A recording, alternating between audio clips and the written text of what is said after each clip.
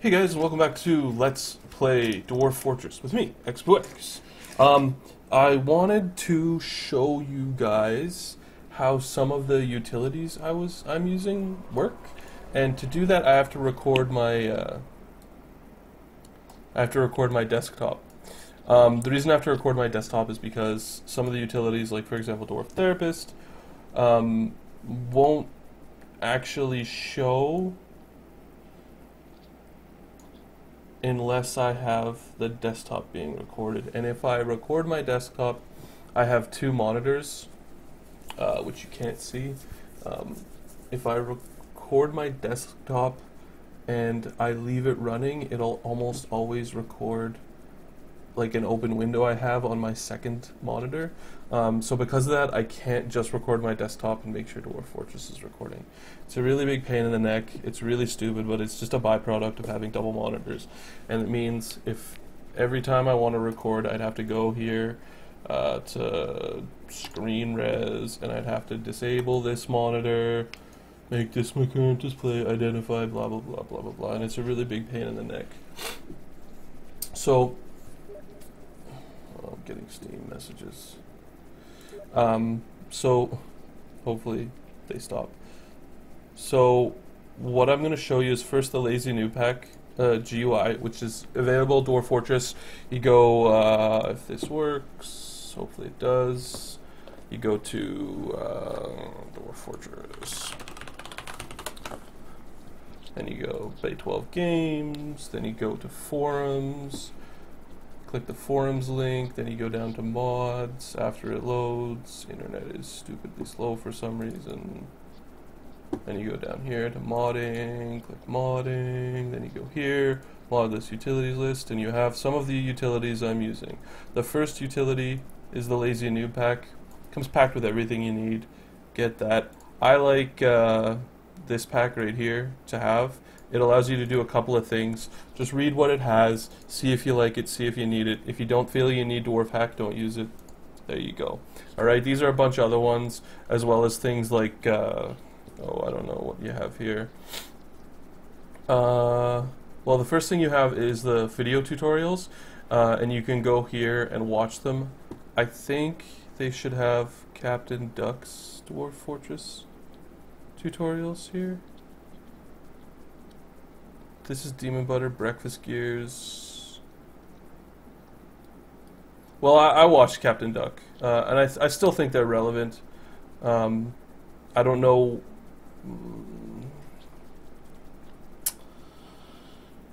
They say some of it's. I wonder if this is. Yeah, so this is Captain Duck's videos right here. He's right here. He's really good, really clear to understand. He uses like simple stuff. I think he plays without a graphics pack installed, but I'm not sure. So you can go there if you want like a more basic tutorial. Captain Duck is definitely the guy to watch. I still watch his videos. Like, so then there's also the wiki you can available from here. You can also just search it. This is your Bible. You can use it for anything. You know, for example, if you want to put in like laminate, you can, and then search it out and. Yeah, so there you go. To be like ore, so weapons, armor made by smelted dwarf furnace operating iron bars, metal smithing purposes, as well as magnetite and hematite. So you can look here and it's like blah blah blah blah blah. It gives you all the stuff, all the jobs, etc. etc. The Dwarf Fortress wiki is like it's the best wiki I've ever seen. It's very good, but you get the Lazy New Pack from here. The Lazy New Pack comes with Dwarf Fortress, so you just have to download one thing, and it gives you everything, including the utility I want to show you. So the other thing you can do is you can install graphics packs, default, Phoebus. I love the Ironhide graphics pack. It's the one I always use. I never, ever, ever, ever, ever use anything other than the Ironhide graphic pack. It's just my thing. You can change your population cap, whether or not you want invaders, which is good. If you're like me, when you're starting off, for example, and it makes the game less roguelike-ish and makes it more into just a raw simulator. So it's more like SimCity than it is like, I don't know, Dwarf Fortress is the only roguelike I play, than a real roguelike, which is nice. Cave-ins is fine, Liquid Depths is fine, Varied Ground is fine. Temperature, weather, whatever. I turn aquifers always off. They're such a pain in the neck. They ruin your fortress. So you have to sit there and search for an area without an aquifer. Because essentially what it is it's just a layer of water that goes across the whole map. Keep it off. And then you got all of that. The other things you have is you can control your sound, your FPS counter, intro movie, whether or not you want it windowed, and a bunch of different save options, which is all nice. You can also change the process priority if you have a computer that's not like mine. Like I think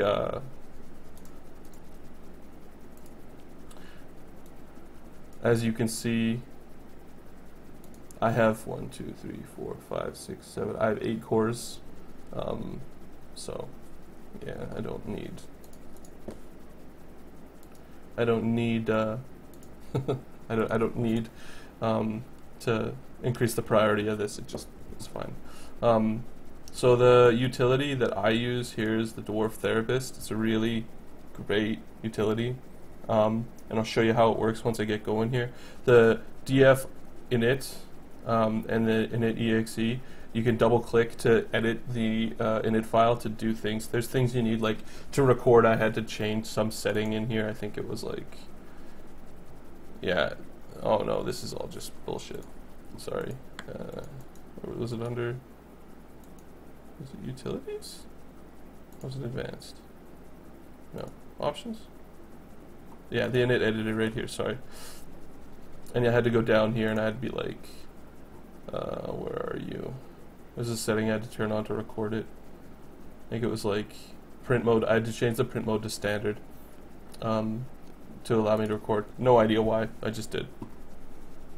I'm sure somebody could tell you why that is the way it is. So if you click play Dwarf Fortress, it'll load it up.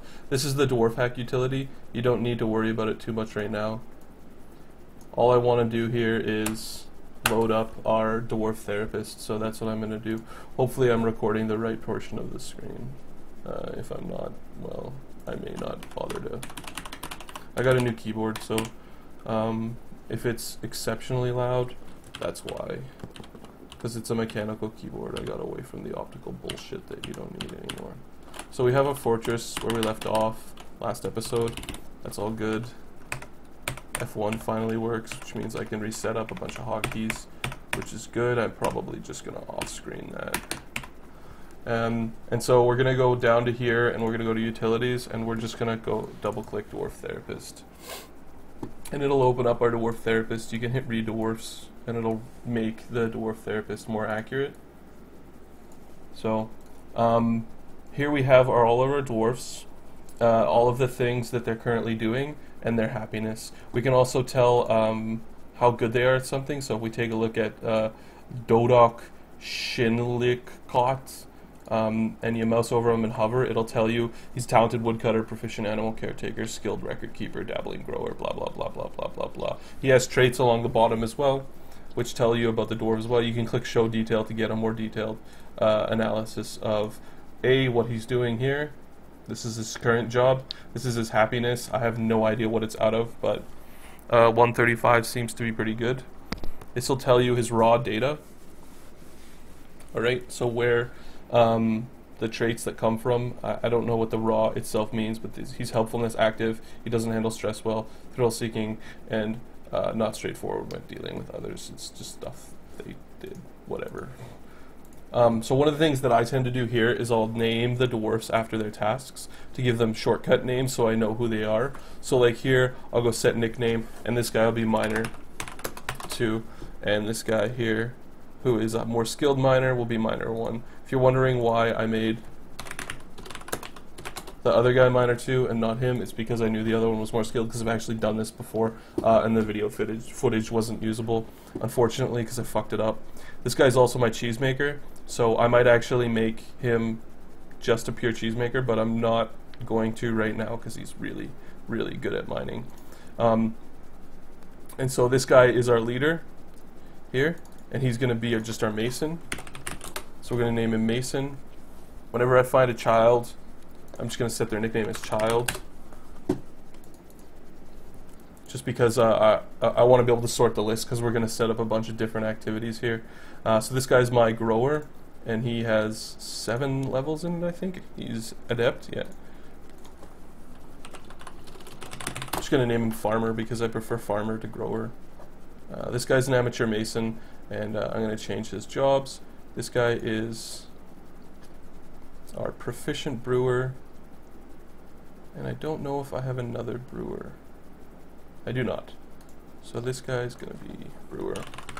And the nice thing is about these nicknames is they'll show up in game for things like when you assign houses. So like if I go, Dwarfs, I think it's all been set here. If you go down to our dormitories and you go Q and take a look at the bedroom, you can actually look here and it'll be like, see miner, mason, farmer, brewer, child. It'll actually have their nicknames down there, like miner 2. So it allows us to better off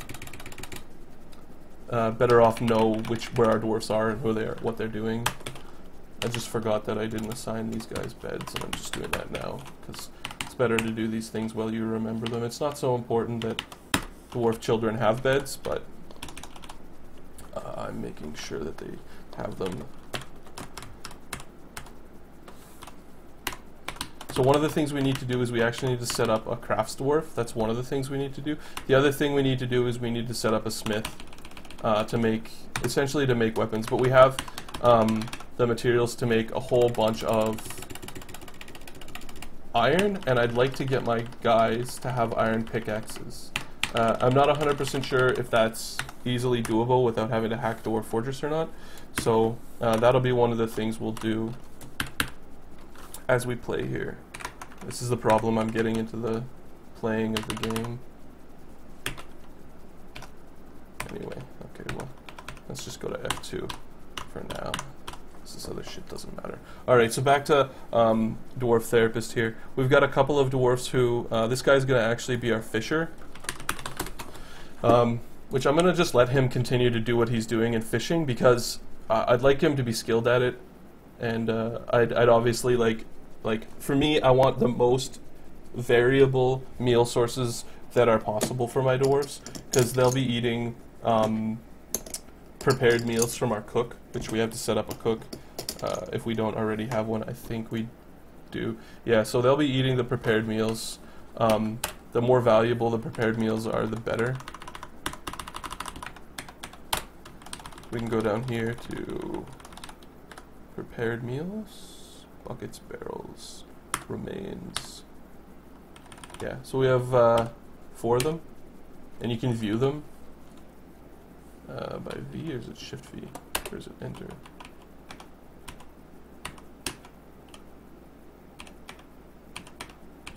Anyway, so they'll have if we find them in our food, right? Prepared, we have cave fish biscuits, and if you look at them, it'll say their weight, and actually, I think the 4 right there is their value. But I'm not 100% sure. It might just be their weight. Anyway, the more valuable meals you make, it adds to the happiness. And obviously, the happier your dwarves are, the more productive they are, and the better you're off. So that's why I'm keeping this guy fishing, is because the higher value food we can make, the better off. This guy's a new woodcutter. Set the nickname. I don't know if I'm going to wipe this guy's job because we already have like a really skilled carpenter in Dodok here. But he's also an animal caretaker, so I kind of want 2 dwarfs to just cover all my bases here. But this guy actually, I think, is the woodcutter, but he's actually been our bookkeeper.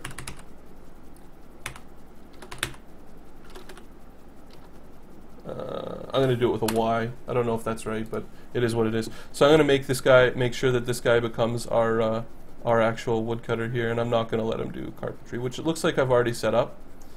So I must have covered that either in a previous video or who knows. The last thing we have to do is we're going to go to find we have 3, I think, children in the fortress. Let's commit changes here. This guy's a spinner, and he's no longer going to be a spinner. Armorer. We got Happy the Armorer. Carpenter.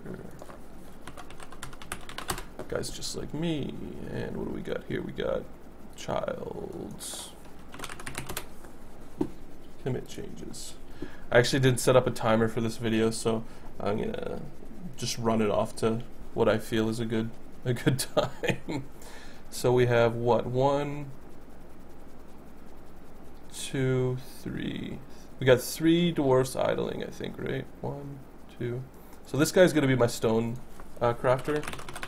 The reason I'm making him a stone crafter is because he is actually literally usable for nothing else right now. So he's gonna be responsible for making stone crafts, and I'll show you why that's important once we get our depot up and running. And then I need we don't have a cook right now, so I was checking if these guys had any cooking skills. I don't think they do. This guy was a novice beekeeper. Thanks for the useful dwarf. Alright, so Raoul, you're gonna be a cook. Maybe slow down, killer. One at a time.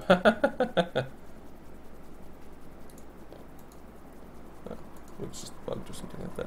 I thought I had a cooker. Hold on. Where's cooking? I don't. See? I knew I didn't have a cook.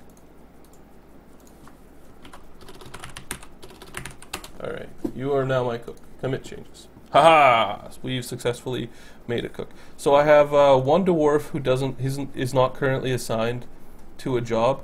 My stonecrafter is assigned to stonecrafting. My woodcutter is assigned to wood cutting. My miners are doing their thing. My mason's doing his thing. My fisher's fishing. My farmer's farming. My cook is gonna be cooking. My children are being children. My carpenter is carpenting. My brewer's brewing. My bookie is keeping my records. And you have no job. We're gonna fix that a little bit later. So what I'm missing now is... Were you the one with armor smithing? Yeah. This guy's gonna be my furnace. For now, this guy's gonna be doing furnace operating, wood burning, and weapon and armor smithing as well. I'll put him at blacksmithing as well. He's gonna be kind of a dwarf of all of these trades because I'm gonna use him that way. And, we'll see. He's also an architect, so he's going to be a very busy dwarf. Alright, so I'm going to end the video there and just make it a short video because I don't want to record my desktop and I want to make sure that this all recorded properly because this is the second time I've had to do this. So thanks for watching, and I hope I'll talk to you, or thanks for watching, and I'll see you next time.